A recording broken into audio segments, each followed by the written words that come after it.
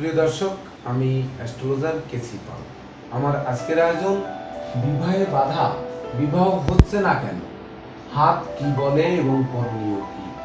বিশেষ করে সাধারণত আমরা জানি যে 2 বছর ব্যাপিয়া বিশ্বব্যাপিয়া যে মারণঘাতক ব্যাধি করোনা বা কোভিড-19-এর কারণে গোটা বিশ্ব বিপর্যস্ত, যার কারণে পাত্রপাত্রী বেশিরভাগ ক্ষেত্রে দেখা যাচ্ছে বেকার হয়ে পড়েছেন, বা এই বেকারত্বের অভিশাপ নিয়ে যারা ঘুরছেন তারা কিন্তু বিবাহ করার কথা সাধারণত ভুলে গেছে। তাছাড়া বিশেষ করে বিবাহ করার একটা পরিবেশ বা পাত্রপাত্রী দেখাদেখির একটা পরিবেশ, যেহেতু লকডাউন আর লকডাউন, ঘর থেকে বের হওয়াই যাচ্ছে না। তথাপিও বিশেষ করে যেহেতু বলা হয় যে জন্ম, মৃত্যু, বিবাহ তিনটি মহান সৃষ্টিকর্তার হাতে, বা বিশেষ করে বিধাতার হাতে লিখন, অর্থাৎ বিধাতা যেদিন লিখেছে সেদিন বিবাহ হবে। কিন্তু সেই বিবাহ হওয়ার পথে বাধা কেন বিবাহ হচ্ছে না, এই বাধা কাটানোর উপায় কি এবং হাত কি বলে তা জানাতেই কিন্তু আমার আজকের আয়োজন। তাই তো আমি আমার প্রাণপ্রিয় দর্শকদের বলবো যে আপনারা ভিডিওটি সম্পূর্ণরূপে দেখুন এবং মনোযোগ সহকারে দেখুন। সেই সঙ্গে আপনারা যদি আমার চ্যানেলটি সাবস্ক্রাইব করে থাকেন তাহলে আপনাদেরকে অশেষ ধন্যবাদ এবং কৃতজ্ঞতা।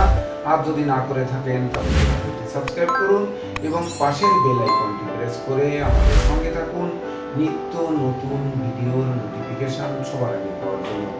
সুপ্রিয় দর্শক, আমাদের দেখতে হবে যে বিবাহে বাধা হচ্ছে কেন। তো এই বিবাহে বাধার জন্য আমাদের কিন্তু 4টি গ্রহ বিবাহে বিশেষ সহযোগিতা করে থাকে। তো সেই 4টি গ্রহ কি, এই 4টি গ্রহে কি ধরনের চিহ্ন থাকলে বিবাহে বাধা হয়ে থাকে। সাধারণত সর্বপ্রথম আমরা যদি আসি তাহলে আমরা জানি কিন্তু যে বিবাহ রেখা থাকে হাতে কনিষ্ঠ আঙ্গুলের গোড়ায় এবং হৃদয় রেখার উপরে বিবাহ রেখা থাকে। তো এখানে এক বা একাধিক বিবাহ রেখা কিন্তু থাকতে পারে, বা 2-এর অধিকও কিন্তু বিবাহ রেখা থাকতে পারে। তো এই বিবাহ রেখাটি সাধারণত যদি প্রথম বিবাহ রেখাটি ছোট হয় তাহলে সেটি হয়তো প্রেম প্রণয়ের মাধ্যমে সেটি শেষ হবে, অর্থাৎ আপনারা প্রেমে হাবুডুবু খেয়েছেন কিন্তু বিবাহ হয়নি। তারপর রেখাটি যদি বড় থাকে তাহলে হয়তো সেই রেখায় বিবাহ হবে। আবার শেষে যদি ছোট রেখা থাকে তাহলে বিবাহের পরেও কোনো কঠিন প্রেমে আপনারা আকৃষ্ট হবেন, কিন্তু সেটা বিবাহ পর্যন্ত গড়াবে না। তাছাড়া এই কনিষ্ঠাঙ্গুলের গোড়ার পর্ব থেকে হৃদয় রেখার উপর পর্যন্ত এই জায়গাটুকুকে আমরা 50 বছর ধরে থাকি।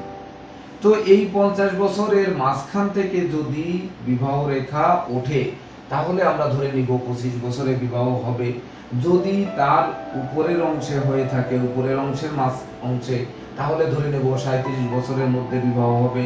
যদি তার নিচের অংশে বিবাহ রেখা উঠে থাকে তাহলে আমরা ধরে নিব যে 25-এর নিচে হয়তো 18, 20, 22 বছরের মধ্যে বিবাহ কার্য সুসম্পন্ন হবে। তো এই জায়গাটি দেখে কিন্তু আমাদের বিচার করতে হবে বিবাহটা কত বছর বয়সে হতে পারে। কিন্তু একটি কথা আছে, এখানে দেখা যাচ্ছে বিবাহ রেখা আছে কিন্তু বিবাহ হচ্ছে না। এক্ষেত্রে দেখতে হবে যে এই বুধের ক্ষেত্রে বিবাহ রেখার উপর কোনো তিল চিহ্ন বা কোনো জপ চিহ্ন, এমনকি এই বুধের ক্ষেত্রে কোনো জাল চিহ্ন অঙ্কিত আছে কিনা। যদি এমনটি থেকে থাকে তাহলে কিন্তু আপনাদের বিবাহে বারংবার বাধা হবে। এমনকি পাত্রপাত্রী দেখা দেখি হবে, আশীর্বাদ হবে, বাংটি পরানো হবে, এঙ্গেজমেন্ট হবে, কিন্তু প্রকৃতপক্ষে বিবাহের আগে কোনো না কোনো ঝামেলা এসে উপস্থিত হওয়ার কারণে তারপর কিন্তু সেই বিবাহের পথ স্তব্ধ হয়ে যাবে, অর্থাৎ বিবাহ কিন্তু হবে না। তাছাড়া এই বুধের ক্ষেত্রে যদি তিল, বিন্দু, জপ, জাল চিহ্ন থাকে তাহলে এমনও হতে পারে যে বিবাহ হলো কিন্তু বিবাহের পরে অশান্তি, এমনকি শরীর স্বাস্থ্যের অবনতি, দুজনের মনের সঙ্গে মিলছে না, দাম্পত্য জীবনে কলহ বিবাদ লেগে আছে, যার ফলে বিবাহে বিচ্ছেদ ঘটে যাচ্ছে, এমনকি একে অপরের ভিন্ন দিকে ধাবিত হচ্ছে, ভিন্ন দিকে মন নিয়ে যাওয়ার কারণে গৃহে শান্তি নেই, শান্তি না থাকার কারণে কলহ বিবাদ, মামলা মোকদ্দমা, উৎকট ঝামেলা বিভিন্ন কিছু ঘটিয়ে কিন্তু বিবাহিত জীবনকে অল্প বয়সেই পরিসমাপ্তি করে দিচ্ছে। তো এই ক্ষেত্রে কিন্তু আমাদের আরো 3টি গ্রহের দিকে নজর রাখতে হবে। বিশেষ করে আমরা জটক বিচার করার ক্ষেত্রে কিন্তু শুক্র, বৃহস্পতি এবং মঙ্গলের অবস্থান কিন্তু আমরা বিশেষভাবে দেখি। তো বিশেষ করে মঙ্গল কিন্তু মাঙ্গলিক দোষ দেয়। তো মাঙ্গলিক দোষ হাত থেকে কিভাবে বের করবে? যে মঙ্গলের ক্ষেত্র অর্থাৎ এই হৃদয় রেখার নিচে এবং চন্দ্র ক্ষেত্রের উপরের অংশটা হচ্ছে মঙ্গলের ক্ষেত্র। এই মঙ্গলের ক্ষেত্রে যদি কোনো রকম তিল চিহ্ন, কোনো জপ চিহ্ন, কোনো বিন্দু চিহ্ন, কোনো জাল চিহ্ন বা শিরোরেখার মাথা দ্বিখণ্ডিত হয়ে সেখানে ক্রস চিহ্ন তৈরি হয়, এমনটি যদি হয়, সেই সঙ্গে মঙ্গলের ক্ষেত্র যদি নিচু থাকে, কালচে থাকে, এমনকি একাধিক ভার্টিক্যাল রেখা যদি মঙ্গলের ক্ষেত্রকে কেটে দেয়, তাহলে কিন্তু ধরে নেওয়া যাবে যে মঙ্গল অশুভ। বিশেষ করে জন্ম প্ল্যানেটে সাধারণত লগ্নে, চতুর্থে, সপ্তমে, অষ্টমে, নবমে এবং দ্বাদশে মঙ্গল থাকলে মাঙ্গলিক দোষ হয়। এমনকি মঙ্গল যদি রাহু দ্বারা পীড়িত বা পাপগ্রহ দ্বারা পীড়িত, পাপগ্রহ যুক্ত বা কোনোভাবে পাপস্থ হন, তাহলেও কিন্তু মাঙ্গলিক দোষ হয়। তো এই দোষের কারণে কিন্তু বিবাহে বাধার সৃষ্টি করে। বিবাহ হচ্ছে একটি মাঙ্গলিক যজ্ঞ, স্বামী স্ত্রীর বা নারী পুরুষের নিবিড় প্রেমের বন্ধন তৈরি করে বিবাহের মাধ্যমে, আর যেটা স্বীকৃতি দেয় নিবিড় যৌন মিলনের স্বীকৃতি। তো সেই বিবাহটা মঙ্গল যদি শুভ থাকে, তাহলে মঙ্গল শুভ থেকে থাকলে আপনাদের মাঙ্গলিক যজ্ঞ বা বিবাহটা একটা যেহেতু মাঙ্গলিক কাজ, তো এই মাঙ্গলিক কাজটি সুন্দর সাবলীলভাবে সুসম্পন্ন হবে। এমনকি এই মঙ্গলই কিন্তু দেবে আপনাদের সেই সুখ, শান্তি, সমৃদ্ধি, সেই সঙ্গে অর্থ সম্পদ, তাছাড়া যে মনোবল, জনবল, সেই সঙ্গে আপনাদের ধৈর্য, সাহস, এমনকি রাগ, জেদ, ক্রোধ, অহংকার বর্জন করার মানসিকতা, রোগ ব্যাধির ক্ষেত্রে বিশেষ করে নারী জাতির ফিমেল ডিজিজের প্রবণতা বা রক্তদুষ্ট পীড়া, টিউমার, অশ্ব, ফিস্টুলা, ভগন্দর বা হার্টের প্রবলেম, এইগুলো অর্থাৎ রোগ ব্যাধিতে জরাজীর্ণ হয়ে গেলেও কিন্তু দাম্পত্য জীবনে অশান্তি তৈরি হতে পারে। তো এই মঙ্গল যদি শক্তিশালী না থাকে, আপনার যদি বিবাহ করার মানসিকতার জন্ম দেবে, বিশেষ করে ধৈর্য, সাহস, মনোবল, আপনার অর্থ নাও থাকতে পারে, কিন্তু আপনার যদি মনোবল থাকে, আপনার যদি জনবল থাকে, আপনার যদি অপরিসীম ধৈর্য থাকে বা কর্মক্ষমতা থাকে, কর্মদক্ষতা থাকে, তাহলে আপনি কিন্তু বিবাহ করার জন্য প্রস্তুত হতে পারেন। অনেকে দেখা যাচ্ছে, আমি পূর্বেই বলেছি যে বিশ্বব্যাপী চলা এই যে মারণঘাতক ব্যাধিতে গোটা বিশ্ব স্তব্ধ। তো বিশেষ করে অনেকের উপার্জন নেই, যার জন্য অনেকে কিন্তু বিবাহ করতে সাহস পাচ্ছেন না। তো এই সাহস যোগাবে কিন্তু মঙ্গল, যেহেতু মঙ্গল হচ্ছে সেনাপতি, সে হচ্ছে সম্পত্তি কারক, আবার ভূমিপুত্র। তো এ যে সহযোগিতা করবে বা যে সাহস যোগাবে, সেই সাহসেই যে নেই আমার কর্ম, আজ নেই ব্যবসা, আরে অদূর ভবিষ্যতে হবে, অর্থাৎ আমি এটি করব। তো এই সাহস, এই মনোবল যদি না থাকে, তাহলে কিন্তু আপনারা বিবাহের কাজে আগাতে পারবেন না, আর যার ফলে বিবাহে বারংবার বাধা থাকবে, এমনকি বিবাহ হবে না।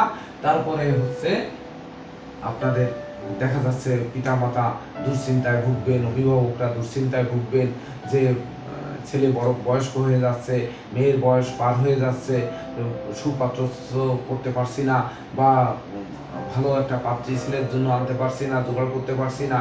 এটা কিন্তু অথচ দেখা যাচ্ছে যে পাত্রপাত্রী দেখা দেখি হচ্ছে বা দেখার ব্যবস্থা করা হচ্ছে, অভিভাবকরা করছে, কিন্তু দেখা যাচ্ছে আমাদের ছেলেই বিগড়ে বসে আছে, তার ভয় যে আমি উপার্জন করতে পারি না, বিবাহ করে আমি খরচ কিভাবে কুলাবো। আবার দেখা যাচ্ছে নারীদের ক্ষেত্রে দেখা যায় যে স্বামী বেকার, আমি বিবাহ করব, বিবাহ করে তারপরে কোথায় যাব, বা দেখা যাচ্ছে আমি নিজেও কিছু করি না, নিজেও পায়ে দাঁড়াতে পারিনি, তাহলে আমি এই বিবাহের পরে কোন দিকে ধাবিত হব বা আমাদের এই জীবন কিভাবে কাটবে। এই ভয় কিন্তু আপনাদের বিবাহে বাধার আরেকটি মূল কারণ হয়ে উঠবে। তাই তো মঙ্গলের ক্ষেত্র যদি শুভ থাকে, সে কিন্তু বিবাহে আপনাদেরকে সহযোগিতা করবে, অর্থাৎ ধৈর্য, সাহস, মনোবল, জনবল সবকিছু দিয়ে আপনাদের ঝাঁপিয়ে পড়ার মানসিকতা যোগাবে। সুপ্রিয় দর্শক, সেই সঙ্গে দেখতে হবে আপনাদের হাতে শুক্রের ক্ষেত্রটি কেমন।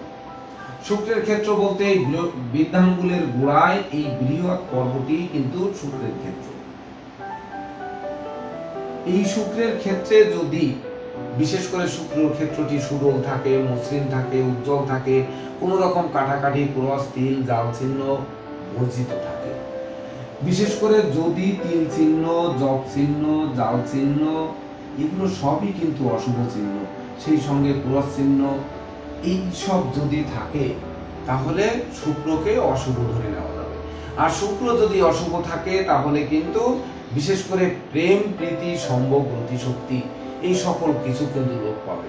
তো আপনার যদি সেই প্রেম বা স্বামী স্ত্রীর যে নিগুড় বন্ধন, যে নিবিড় প্রেম, সেই প্রেমের দিকে যদি মানসিকতা না জন্মায়, আপনারা একে অপরের দিকে যদি অগ্রসর না হওয়ার মানসিকতা থাকে, অগ্রসর হওয়ার ইচ্ছা যদি না থাকে, তাহলে আপনাদের সেই বিবাহ করার মানসিকতা জন্মাবে কোথা থেকে? এমনকি এই শুক্রের অশুভত্বের জন্য কিন্তু আপনাদের সুখ, শান্তি, সম্ভোগ সব কিছুতেই কিন্তু বাধা সৃষ্টি করবে। সে পারিবারিক সুখ হোক, দাম্পত্য সুখ হোক, সন্তান শান্তি নিয়ে সুখ হোক, বা পিতামাতা নিয়ে সুখ শান্তি হোক, ভাই বোনের সঙ্গে নিবিড় বন্ধন হোক, অর্থাৎ পরিবারের সকল সুখ শান্তি সমৃদ্ধি কিন্তু এই শুক্রের উপর নির্ভর করবে। এমনকি আপনি কতটা ধন ঐশ্বর্যের মালিক হবেন, কতটা ধন ঐশ্বর্য ধরে রাখতে সক্ষম হবেন, কতটা জমাতে সক্ষম হবেন, লাইফটা কতটা মজু মস্তিতে লাইফ লিড করবেন, সেই সঙ্গে আনন্দ উল্লাস, বিশেষ করে সুর, সঙ্গীত, এমনকি গান বাজনা, আঁকা লেখা, অভিনয়, আবৃত্তি, মানে এই যত সব বিশেষ করে মৌজ মস্তিতে কাটানোর যে পথ, এই পথগুলো কিন্তু দিয়ে থাকে প্রেমের দেবতা শুক্রাচার্য। তো এই প্রেমের দেবতা শুক্রাচার্য যদি শুভ হয় তাহলে আপনাদের প্রেম প্রণয়ের মাধ্যমে সুসম্পন্ন হবে। আর যদি এই শুক্রাচার্য অশুভ থাকে তাহলে দেখা যাচ্ছে প্রেম হবে কিন্তু বিবাহ হবে না, আবার বিবাহ হবে কিন্তু সুখ হবে না, বা শান্তি হবে না, প্রতিষ্ঠা হবে না। তো তখন কিন্তু আমাদের ওই মাছ সমুদ্রে পড়ে হাবুডুবু খেতে হবে। তো এই শুক্রের ক্ষেত্র কিন্তু দেখার আবশ্যকতা রয়েছে। সেই সঙ্গে বৃদ্ধাঙ্গুলিটি যদি চাপ দিলে বৃদ্ধাঙ্গুলিটি পিছনে হেলে যায়, তাহলে সাধারণত আমরা কিন্তু বলি যে বৃদ্ধাঙ্গুলি দুর্বল বা গোড়া মোটা, মানে গোড়া চিকুন, আগা মোটা, বা বৃদ্ধাঙ্গুলি কোনো রকম স্ট্রং নয়, অর্থাৎ তার কিন্তু মনোবল, জনবল সবই ক্ষুণ্ণ। এমনকি বিশেষ করে নারী পুরুষের যে নিবিড় বন্ধন তৈরি হবে বিবাহের মাধ্যমে, বিশেষ করে আমরা কিন্তু বলে থাকি যে এরা যৌন দুর্বল বা যৌন ব্যাধিতে আক্রান্ত হয়েছেন, এমনও কিন্তু বলা হয়ে থাকে। তো অনেকে এই ধরনের দুর্বলতার ভয়েও কিন্তু বিবাহ করতে চান না, যার ফলে পিতামাতা ভাবে বিবাহে বাধা, আমাদের বিবাহ হচ্ছে না, বা সন্তান সন্ততির বিবাহ দিতে পারছি না। তো এটাও কিন্তু একটা কারণ হয়ে দাঁড়ায়। তো এ সকল দিকও কিন্তু নজর রাখতে হবে। সেই সঙ্গে নজর রাখতে হবে হাতের বৃহস্পতির ক্ষেত্র, বিশেষ করে বৃহস্পতির ক্ষেত্র দেবে সুখী দাম্পত্য জীবন এবং প্রতিষ্ঠা। তো এই বৃহস্পতির ক্ষেত্রে যদি একটি মাত্র ক্রস চিহ্ন থাকে আর অন্য কোনো অশুভ চিহ্ন বর্জিত থাকে, বিশেষ করে তিল, জব, জাল চিহ্ন বর্জিত থাকে, তাহলে সুখী দাম্পত্য জীবনের ইঙ্গিত বহন করে। তাছাড়া বৃহস্পতি দেবে সততা, নিষ্ঠা, একাগ্রতা, পাণ্ডিত্য, দেবদীজে ভক্তি শ্রদ্ধা, মা বাবার একক আশীর্বাদ। তো এইগুলো যদি থাকে তাহলে তাদের কিন্তু যথাসময়ে বিবাহ হবে, এমনকি তারা সৎ হবে বা সতী সাবিত্রী হবে। বিশেষ করে আপনার পুত্রবধূ বা আপনার ভ্রাতৃবধূ সে সতী সাবিত্রী হবে, তারপরে গৃহকর্ম নিপুণা হবে, সেই সঙ্গে পূজা পার্বণের প্রতি মন আকৃষ্ট থাকবে বা ধর্মের প্রতি আকৃষ্ট থাকবে। ভিন্ন ধর্মী যারা আছেন তারা ধরেন নামাজ কালামের প্রতি আকৃষ্ট থাকবে, সেই সঙ্গে মানে যে যার মতো ধর্ম পালন করার প্রতি একাগ্রতা জন্মাবে। তো যখন ধর্মের প্রতি মন আকৃষ্ট থাকবে তখন কিন্তু অসৎ যে উদ্দেশ্য, অসৎ চিন্তা চেতনা, বা ধরুন বিশেষ করে অবৈধ যে কাজবাজ, এর থেকে কিন্তু দূরে থাকবেন। তো যখন দূরে থাকবেন তখন মহান সৃষ্টিকর্তা কিন্তু আপনাদের উপর কৃপা বর্ষিত করবে, যার ফলে এই বিবাহের বাধা কিন্তু কাটাতে বৃহস্পতি সহযোগিতা করতে পারে। শুধু বাধা কাটাতে নয়, এই বৃহস্পতি কিন্তু সুখ, শান্তি, সমৃদ্ধি, এমনকি প্রতিষ্ঠা, যশ, সম্মানের মালিক। তো এই দেবগুরু বৃহস্পতি যদি শুভ থাকেন তাহলে বিশেষ করে সেই বিবাহোত্তর জীবন অনেক সুখে সমৃদ্ধিতে কাটবে। সেই সঙ্গে একে অপরের মধ্যে, স্বামী স্ত্রীর মধ্যে নিবিড় বন্ধন তৈরি হবে। পরিবারের মধ্যে আপনারা এমন দেখা যাচ্ছে আপনি যদি কন্যা হন রাজরানীর মতো থাকবেন, আর যদি পুত্র হন রাজপুত্রের মতো থাকবেন। এমনকি বার্ধক্যে রাজমাতা, রাজপিতা হবেন, আর শিশুকালে আপনারা রাজকন্যা বা রাজপুত্র হবেন। এটি কিন্তু বৃহস্পতি আপনাদের সহযোগিতা করবে। তো যখন বৃহস্পতি এমন থাকবে, বৃহস্পতি শুভ থাকবে, কোনো অশুভ চিহ্ন বর্জিত থাকবে, বৃহস্পতির আঙুলটি স্ট্রেট সোজা থাকবে, কোনো এক্সট্রা কোয়ার থাকবে না, কোনো তিল, বিন্দু, জব, জাল চিহ্ন থাকবে না, তখন কিন্তু এই বৃহস্পতি আপনাদেরকে সার্বিক দিক থেকে সহযোগিতা করবে, যে বিবাহের বাধা কাটানোর জন্য শুধু নয়, দাম্পত্য জীবন সুখের করতে, পরিবার পরিজন নিয়ে সুখী সমৃদ্ধিময় জীবন কাটাতে, অর্থাৎ সকলের মাথার মণি হয়ে থাকবেন। আর যখন সকলের মাথার মণি থাকবেন বা আদর্শবান পুত্র বা আদর্শবান কন্যা হবে, তখন এই সুঘ্রাণ কিন্তু দিক বিদিক ছড়াবে যে অমুকের মেয়ে ভালো, অমুকের ছেলে ভালো, অমুকের ছেলেটি ভালো কর্ম করে, অমুকের মেয়েটি ভালো পড়াশোনা করেছে, অমুকের মেয়েটি খুব নম্র ভদ্র শান্ত। তখন দেখবেন আপনাদের বিবাহের বাধা অচিরেই দূরীভূত হবে আর তার চাহিদা বাড়বে।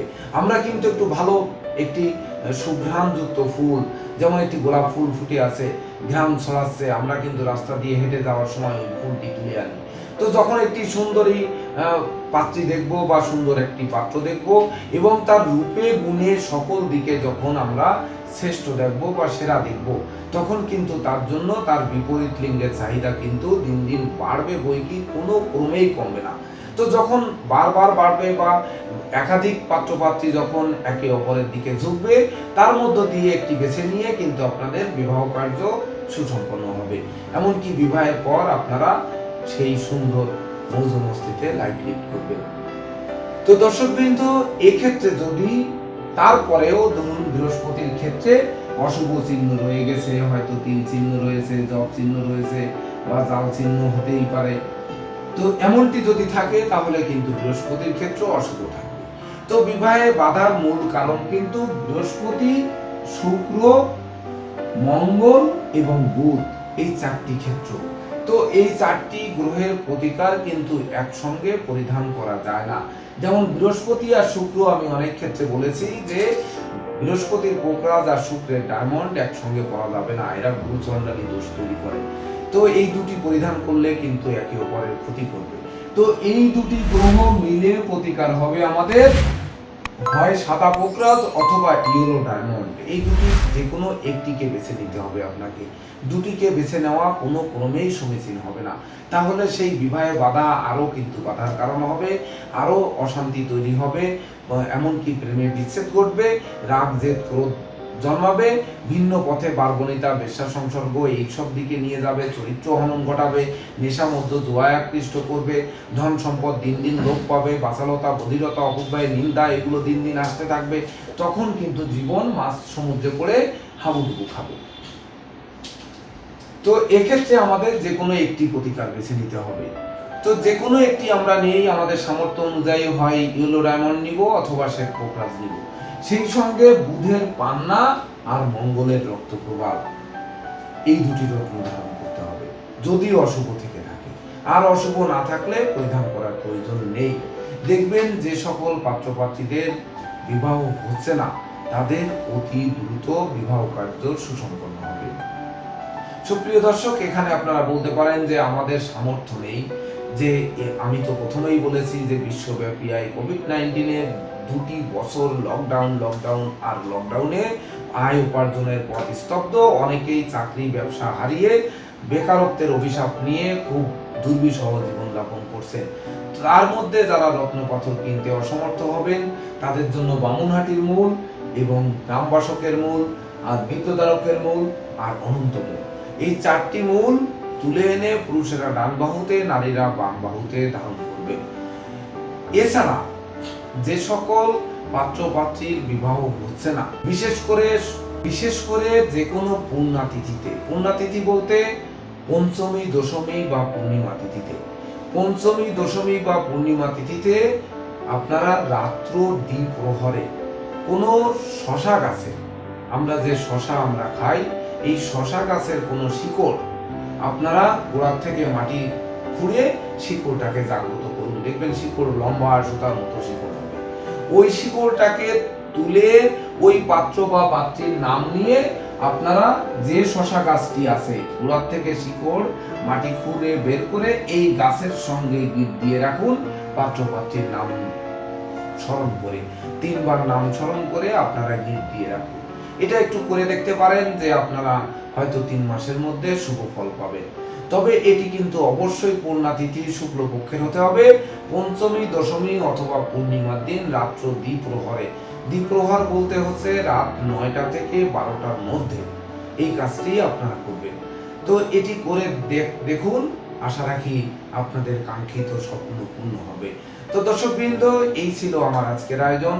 আপনাদের যদি আমার ভিডিওটি ভালো লাগে, প্রকৃতপক্ষে আপনাদের বিবাহ হচ্ছে না, বিবাহে বাধা, এমনকি আপনাদের হাতে এই ধরনের চিহ্ন রয়েছে, তাহলে এই প্রতিকার আদি ধারণ করে যদি আপনাদের বিবাহ কার্য সুন্দর সাবলীলভাবে সুসম্পন্ন হয়, তবেই না আমি আমার শ্রম সার্থক করব। তো দর্শকবৃন্দ, এর পরবর্তীতে আপনারা কি ধরনের ভিডিও দেখতে চান তা কমেন্ট বক্সে জানান। আপনাদের একটি কমেন্ট আমাকে নিত্য নতুন ভিডিও তৈরির উৎসাহ যোগাবে। ধন্যবাদ সবাইকে। আপনারা ভালো থাকুন, সুস্থ সুন্দর জীবনযাপন করুন, এই প্রত্যাশা নিয়ে আজকের মতো সমাপ্ত করছি। শুভ নমস্কার।